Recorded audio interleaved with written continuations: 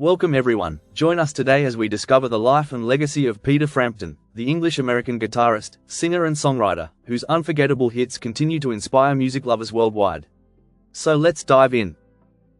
Peter Kenneth Frampton, born the 22nd of April 1950, in Beckenham, Kent, England. Born to parents Owen and Peggy Frampton, his father was head of the art department at Bromley Technical High School. From a very early age, Peter displayed creative interests. When he was 7, he discovered his grandmother's banjolele in the attic, taught himself to play it and then moved on to guitar and piano. At 8, he began classical music lessons. Influences came early, with his father introducing him to the recordings of the French gypsy jazz guitarist Django Reinhardt, while Peter also absorbed the sounds of Cliff Richard and the Shadows, Buddy Holly, Eddie Cochran, The Ventures and later Jimi Hendrix and the Beatles. While still at Bromley Technical High School, where his father taught, Peter played guitar in a band called the Little Ravens by age 12.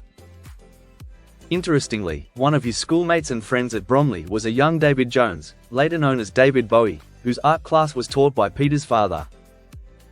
They even played Buddy Holly songs together at lunch. At age 14 he moved on to bands The True Beats, then The Preachers, which later became Moon's Train, managed and produced by Bill Wyman, of the Rolling Stones. He was still in school but already immersed in local gigs, so by his mid-teens, was already a skilled guitarist and performing regularly, laying the groundwork for what was to come. In 1966, at just 16 years of age, Peter joined the British pop rock band The Herd, as lead guitarist and singer. The Herd scored several hits in the UK, and Peter was named the Face of 1968, by teen magazine Rave. His pop idol looks and emerging talent gave him both opportunity and early attention, though as he later reflected, that too carried its own burden. In 1969, aged 18, Peter joined forces with Steve Marriott, ex-Small Faces, to form Humble Pie, alongside Greg Ridley, on bass, and Jerry Shirley, on drums. The debut album, As Safe as Yesterday, is, in 1969, and its successor material showed creative breadth but limited commercial focus.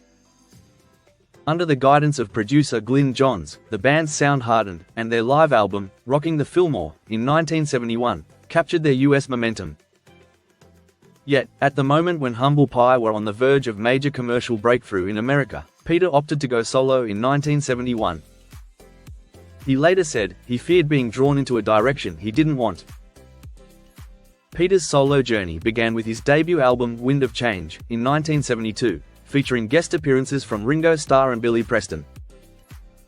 This was followed by Frampton's Camel, in 1973, a group-style project, and Something's Happening, in 1974. These albums displayed his melodic guitar style and songwriting, but achieved only modest commercial success in the US. In 1975, Peter released the studio album, Frampton, which reached number 32 in the US charts and was certified gold. Then everything changed with the live double album, Frampton Comes Alive, released in January 1976. It was recorded mainly at the Winterland Ballroom in San Francisco in late 1975. The record launched 3 major hit singles, Baby I Love Your Way, Show Me the Way, and the edited live version of Do You Feel Like We Do. The talkbox guitar effect, which became Peter's signature, featured prominently. Frampton Comes Alive entered the Billboard 200 at number 191 on the 14th of February 1976 and stayed on the chart for 97 weeks, 55 weeks in the top 40, 10 weeks at number 1. In 1976 it became the top-selling album of the year in the US, beating the likes of Fleetwood Mac. Peter later said the success was overwhelming and affected him mentally. The album's achievement cemented his status as a global star, and later gained a star on the Hollywood Walk of Fame on the 24th of August 1979 in recognition of his contributions to the recording industry. In 1977, Peter released I'm In You, which included the title single, which was dedicated to his first wife Mary Lovett, after they separated. He wrote the song to express the spiritual connection he still felt with her, and it became his most successful single. The album went platinum, but commercially it fell far short of the expectations set by his previous live monster hit LP.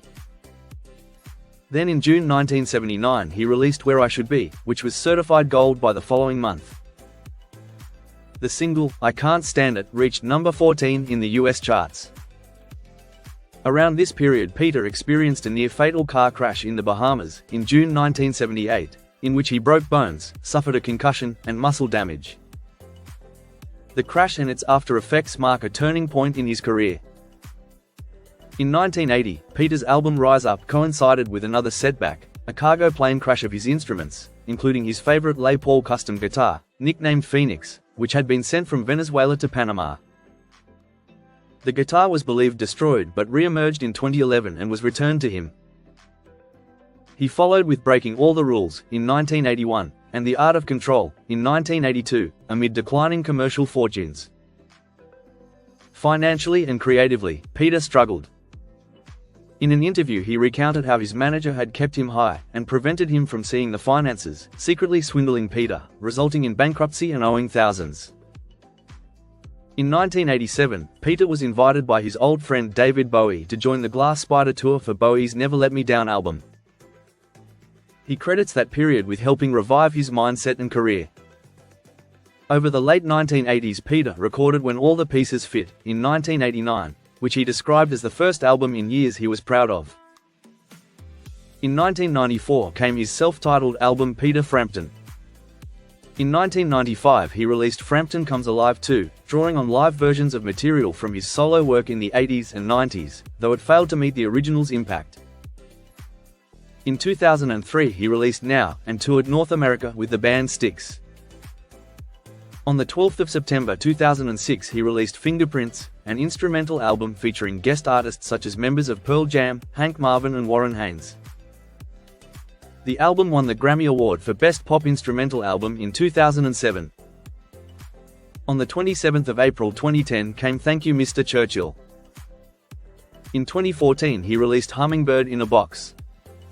In 2016 he issued Acoustic Classics, and in 2019 his blues album, All Blues, reached #1 on the Billboard Top Blues Albums chart. On a personal note, Peter has been married 3 times and has 3 children. His first marriage was to Mary Lovett from 1972 to 1976.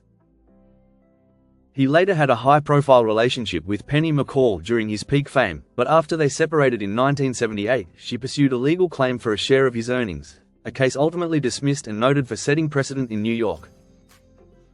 Peter's second marriage was to Barbara Gold from 1983 to 1993, and they had 2 children together, Jade and Julian, with Julian later contributing vocals and songwriting to Peter's album Thank You Mr. Churchill. His third marriage was to Tina Elfers on the 13th of January 1996. They welcomed daughter Mia, and Peter also became stepfather to Tina's daughter Tiffany, before he filed for divorce in 2011 citing irreconcilable differences. In October 2020, Peter shared his life story in a memoir titled, Do You Feel Like I Do?, written in collaboration with music journalist Alan Light. Health-wise, the 1978 car accident in the Bahamas left Peter with broken bones, concussion and muscle damage, facing substance use issues in the aftermath. He later became sober in 2002 with the help of Alcoholics Anonymous.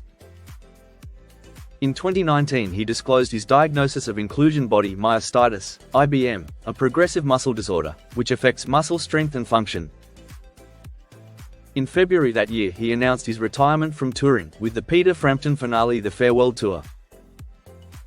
$1 from each ticket was donated to his Myositis research fund at Johns Hopkins. Although he announced retirement, he resumed limited performances in late 2022, singing seated on stage. In 2024 he was formally inducted into the Rock and Roll Hall of Fame on the 19th of October, performing with Keith Urban. Today Peter Frampton continues to perform, albeit adapted to his physical condition, and remains involved in music, guitar design, his custom talkbox line, and raises awareness about his condition.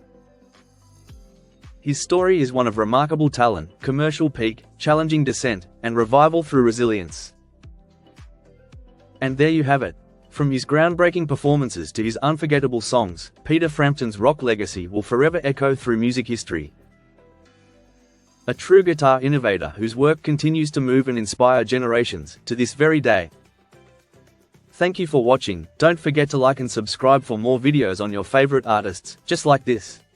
Take care and bye for now.